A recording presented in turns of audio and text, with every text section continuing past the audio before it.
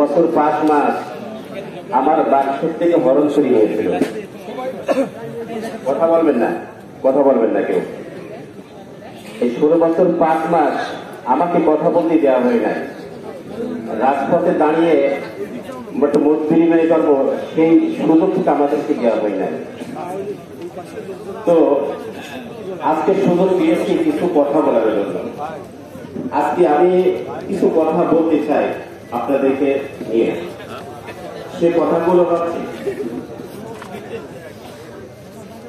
ভোটবিহীন অবৈধ নাস্তিকবাদী সরকার, ফ্যাসিবাদী সরকার 16 বছর 5 মাস যে বাকশাল কায়েম করে বাংলাদেশের 18 কোটি মানুষের উপরে যে নির্যাতন চালিয়েছে, যে স্ট্রিট রুরাল চালিয়েছে, যে গুম করেছে, যে খুন করেছে, আসলে উনি তো শুধু মানুষকেই খুন করেননি, শুধু মানুষকেই গুম করে ক্ষান্ত হন নাই, বাংলাদেশে এই জাতীয় প্রতিষ্ঠানগুলোর সে গুম করে গেছে।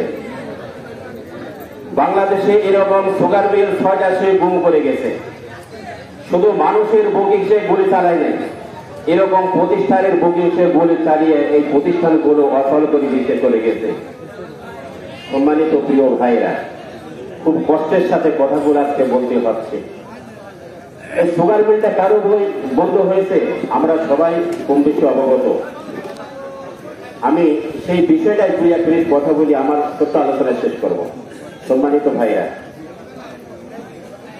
এই সুগার মিল যে সাদা চিনি বের হয়, যে কালো চিনি বের হয়, চিনিটা অত্যন্ত মিঠা, আমাদের কাছে খুব প্রিয়।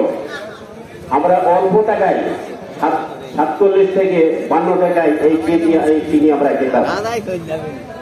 আপনারা ইতিমধ্যে একজন ব্যক্তিকে চেনেন, তার আগে আরেকটা বলতে হয় যে প্রযুক্তি যে সাবেক সরকার যে প্রযুক্তি নিয়ে আসছিল উনি ব্যবহার করেছেন, কিন্তু ওই প্রযুক্তির কাছে তিনি ফিরাকে 5 আগস্টে সিকেন্দ্রের বাবার বাড়ি তার দাদার বাড়িতে চলে গেছেন। সম্মানিত প্রিয় ভাইরা, আমি যে কথা বলতে চাচ্ছি, বাংলাদেশে একজন বাবাজি আছেন, তিনি পাড়াইছিল দাড়ি মোছ শেষ করে সালমান এফ রহমান। ওনাকে চেনেন না? ওনাকে চেনেন। এই সুগার মিল কর্পোরেশন কেন বন্ধ হয়েছে আজকে ক্লিয়ার জেনে নেন। ওনার ব্যক্তিগত সাদা চিনির ব্যবসা ছিল। ইন্ডিয়ার সাথে উনি ব্যবসা করতেন, ইন্ডিয়ার মতো আরো বহির্বিশ্ব দেশের সাথে তিনি ব্যবসা করতেন সাদা চিনির। যখন বাংলাদেশে এই সমস্ত প্রতিষ্ঠানের চিনি যখন বাংলাদেশে 18 কোটি মানুষের দরজা যখন করে যাচ্ছে, ওনার ব্যবসা তখন বন্ধ হয়ে যায়। ওনার ব্যবসা তখন বন্ধ হয়ে যায়। তখন ওই ফ্যাসিবাদী অবৈধ নাস্তিকবাদীর ওই বাবাজি করলেনকে শেখ হাসিনা প্রধানমন্ত্রীর সাথে আঘাত করলেন। সেই সাথে সুনাম ধন্য এভাবে বলতে হয়, কুষ্টিয়ার একজন আগে শুনেছে খুব কৃতি সন্তান, তিনি যদি মনে করতেন সুগার মিলটা তাজা রাখবো তিনি পারতেন। তিনি জনগণকে ভালোবাসেন নাই। যদি জনগণকে ভালোবাসতেন কুষ্টিয়ার সুগার মিলে কোনোদিন বন্ধ হইত না। সেই বাবাজি সাবেক মন্ত্রী শেখ হাসিনার সাথে আঘাত করে মন্ত্রী পরিষদে বসে তিনি বলেছিলেন,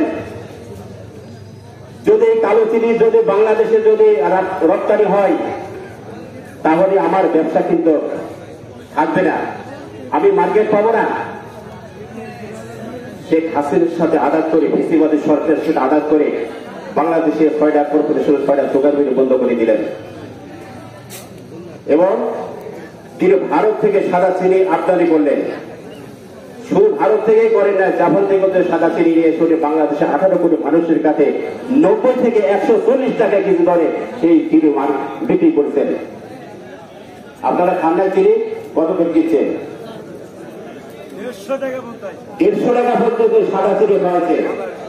এই প্রতিষ্ঠানগুলো বন্ধ করে দিয়ে, যেহেতু সময় অনেক কথা নোট করে রেখেছি আপনাদেরকে শোনাবো, আপনাদের পিছন থেকে হরেন বাজাচ্ছে যে খুব সংক্ষেপ কথাগুলো বলে। আচ্ছা, আমি সংক্ষেপে কথাগুলো বলবো। আমার কথার মর্নিং সোলটা ডে, আপনারা আমার কথা শুনে বুঝতে পারছেন আমি কি বোঝাতে চাচ্ছি। এই বাবাজি বর্তমান ফ্যাসিবাদী সরকারের সাথে আঘাত করে প্রতিষ্ঠানগুলো বন্ধ করে তার সাদা চিনি মার্কেট পেল, এবং আমরা সাদা চিনি তোলা দরে আমরা খেতে লাগলাম। তো তাই কষ্টের সঙ্গে বিনয়ের সাথে বর্তমান বাংলাদেশ যিনি সংস্কার করছেন জনাব ডক্টর ইউনূস সাহেব স্যারের কাছে আমার আবেদন, কুষ্টিয়া জেলার লক্ষ হাজারো মানুষের প্রাণের দাবি এই সুগার বিল পুনরায় চালু করে এই কুষ্টিয়া জেলার বাসিনীর ভাগ্য পরিবর্তন করে আল্লাহ। কিন্তু এই কুষ্টিয়া জেলার বাসীর চোখে যে অন্ধকার ছায়া নেমে এসেছে, এই অন্ধকারের ছায়াটাকে দূরীভূত করে আলোকিত করে এই প্রতিষ্ঠান থেকে পুনরায় আবার চালু করার সিদ্ধান্ত নেন। এই আস্থা, এই আহ্বান দেখেই আমার ছোট্ট আলোচনার কথা বলার আগে আমি একটা আয়াত বলছি। আয়াতের অর্থ হচ্ছে আপনারা হতাশ হবেন না, নিরাশ হবেন না, ভরসা রাখবেন কার উপরে? আল্লাহর উপরে। তো এই আস্থা রেখেই আমি আমার ছোট্ট আলোচনা এখানে শেষ করছি। আসসালামু আলাইকুম ওয়া রাহমাতুল্লাহি ওয়া বারাকাতুহু।